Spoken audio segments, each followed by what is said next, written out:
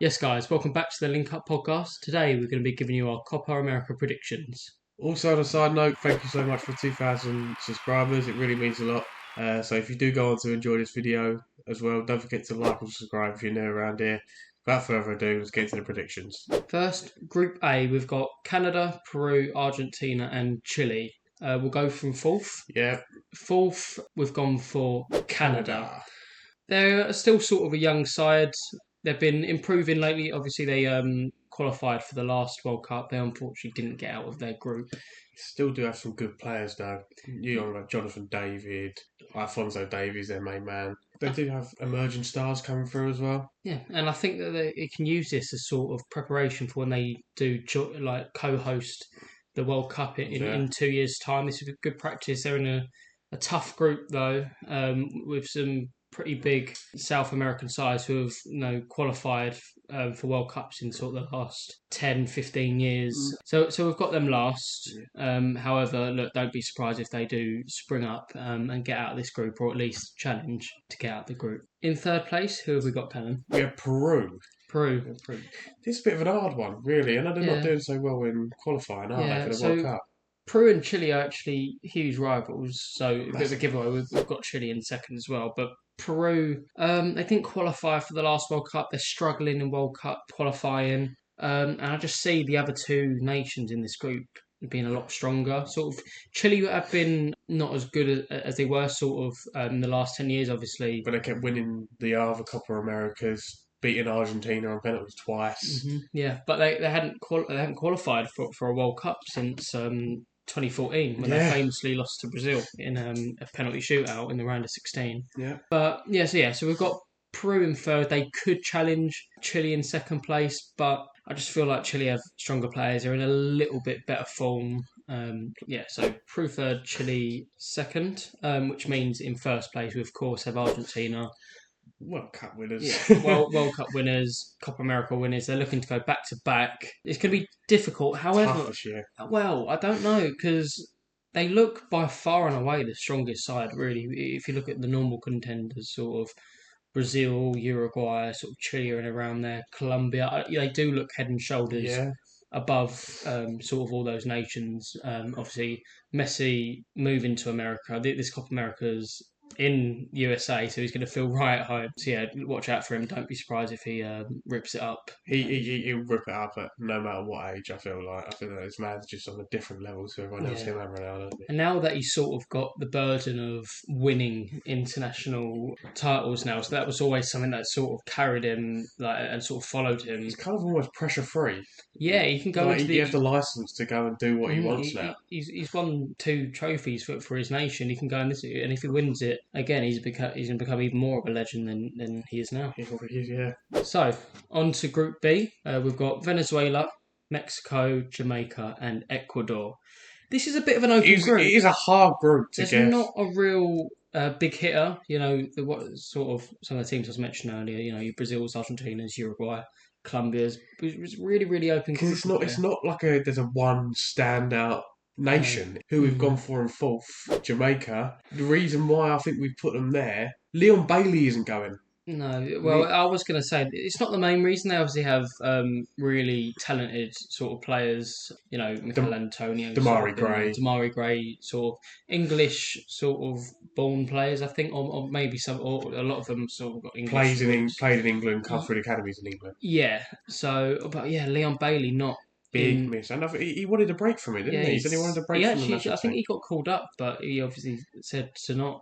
I think he made his decision back in March. Also, you got to back our boy, Wes Harding, could be picked as well somehow. Watch out for Millwall centre back Wes Harding if you are watching the Copa America this year. But just Jamaica aren't that strong. I keep on going back to sort of World Cup qualification, but I don't think they've qualified for one since I think it could be 1998. Correct us if we're wrong. But I just feel like they are the weakest side in this group, and I expect them to flop this year. So, in third, who have we got? Venezuela. Yeah, so interesting fact about Venezuela, they've actually never qualified for a World Cup. Wow.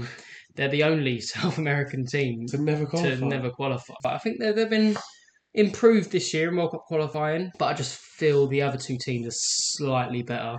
they've qualified for the most recent World Cups. I'd say, staying on Venezuela, I think they are going to rely heavily on their man up front, who's former Inter Miami player Jose Martinez, who recently just moved to FC Montreal, and he is their nation's top goal scorer, I believe. Correct me if I am wrong about that. I believe he is up there in the top 3 or 4. With 31-year-old, I think it is going to be his last stand. So in second, we do have Mexico. Mexico. I'd say for our predictions, it's a bit of a shock that we put Mexico here. Really. What do you mean? It should be higher or lower? Now I look back, I think they should be first, but Oh, really? I mean, I think it's hard between the top two. They are like a similar level. just Mexico. They've been on a bit of a, I wouldn't say a downward turn, but They're players getting older. and they were dominating CONCACAF for years and years and years, and this sort of there's been new generation of American players that have sort of come through. Yeah. Musa, Weston McKennie, Pulisic, All played in Europe as well. all playing in Europe and playing in these big sort of European games. Gerena, And they've taken the reins over Mexico. Mexico didn't get out of their group in the last World Cup. They got Poland got in ahead of them in that second place spot. Yeah, I think they've still got enough to get out of this group. I think Venezuela, even Jamaica may push them close, but I think they may just have enough. They're a decent tournament side. That traditionally they do get out of sort of group stage. I mean, in CONCACAF they normally sort of get to finals. We always famously see USA versus Mexico in Gold Cup finals or CONCACAF Nations League finals, and sort of in the last few years USA have been better than them really. The side is aging, and that golden side where they kept getting out the group stage of World Cups and getting to the final of CONCACAF, that generation's gone, and they haven't produced the players that they once had. So in first, that leaves us with Ecuador. As I said, this was really close. This is a really, really open group. Ecuador, again, they've been, I think, okay in qualifying. They nearly got out of their World Cup group a few years ago. They got beat by Senegal. So, yeah, I just feel like they've got some decent players. They're an established side, and I back them to top this group. Okay, now we're on to Group C.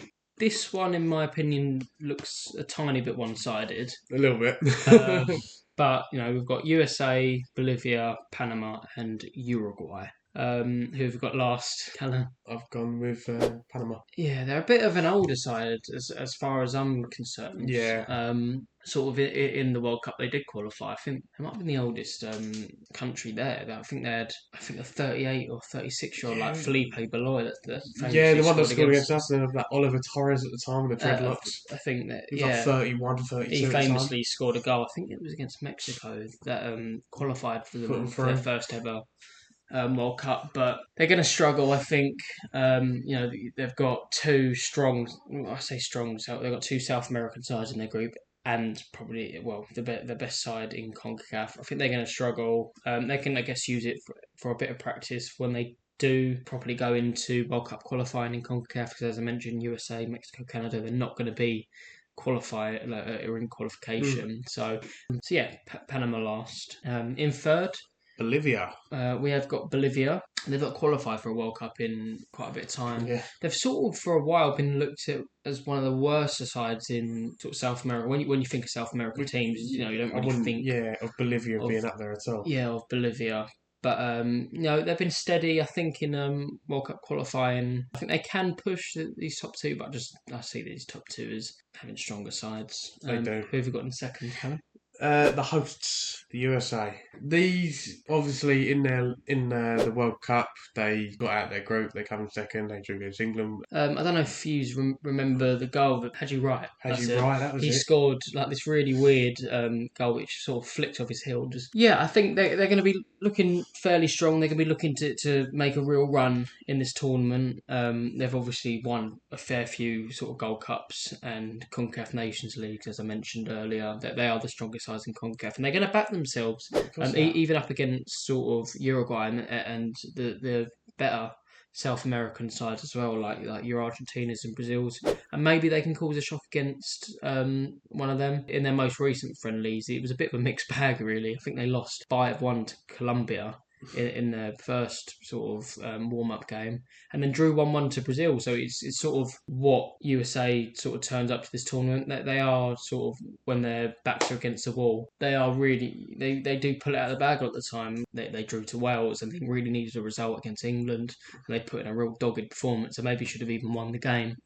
And they do, when they do qualify for World Cup, they do have history of sort of getting out of these group stages. In 2014, I think they knocked out Portugal. They stopped them qualifying into the round of 16, and then famously lost to Belgium in extra time, like sort of the start of the Belgian golden generation that didn't really perform as well as they should have. But you were saying second. Yeah, and if we go on to first, I think it's no doubt who's going to win this group. Luis Suarez coming back. Uruguay, their attack at the moment, I know it's still aging, but they've got three, I'd say, really solid strikers still. Edson Cavani, Luis Suarez, Darwin Núñez, and they have got some good centre halves. Obviously, you've got Jose Maria Jimenez, and then obviously Muslera is still in goal. I don't know how that man is still in goal after the amount of mistakes he makes in big competitions, if you remember France 2018. But yeah, I just feel like they're the dominant side in the group. I don't know about you, but I feel like they are. Yeah, they've definitely got the best players. They didn't qualify into the knockout stage in the last World Cup, so they're going to have an incentive to sort of perform at this tournament, and then obviously in the World Cup. Potentially Luis Suarez's last hurrah, or maybe he's going to hold out for the World Cup as well, but definitely one of his last tournaments, so yeah, definitely Uruguay first for me. Right now to Group D. Who do we have in fourth place? Costa Rica. Yes. It's a fairly tough group. I think Costa Rica could do it. Famously known for what they've done in 2014. Yeah, they topped a group of death with Italy, Uruguay, and England. made it to the quarterfinals that year as well, Yeah. beating Greece on penalties in the round of 16. And I think losing to Netherlands on penalties as well. So they were very close to a Semi-final.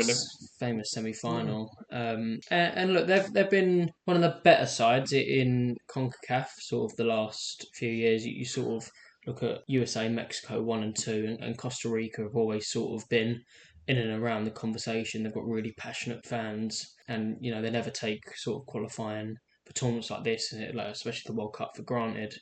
But I just don't see them as strong as any of the other sort of South American sides. So yeah, that brings me on to third place. Paraguay, who, be honest, they do have a good a good few young players. Really, you've got Julio and Ciso of Brighton. Obviously, 2 seasons ago got a goal season against Man City. Obviously, this season he had to step in quite a bit for the injured Matoma. The main one, Miguel Almiron as well. I feel like he stepped up.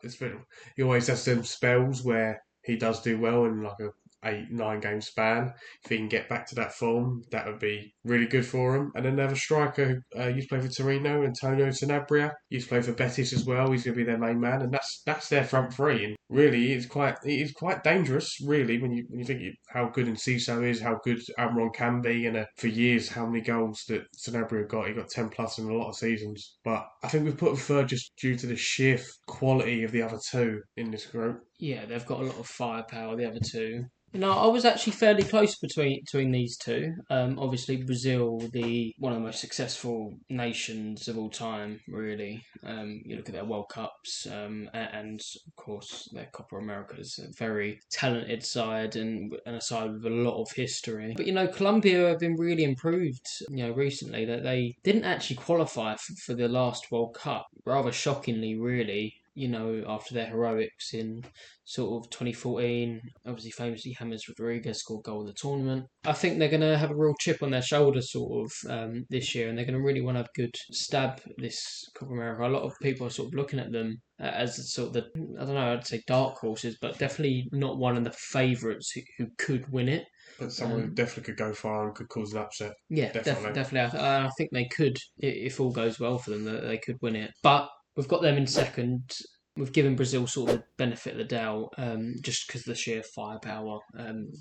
Vinicius Junior. They've got so many. Rodrigo, Endrick, how good he is for how young he is, and it's no wonder that Real Madrid picked him up a few years ago. He got 60 million euros. It's not right, but yeah. So Colombia second, Brazil first, and Brazil, they're going to want to perform. They've had a poor few tournaments now. Well, as I say poor, it's of the last Copa America. back themselves. They probably back themselves to win every Copa America, really.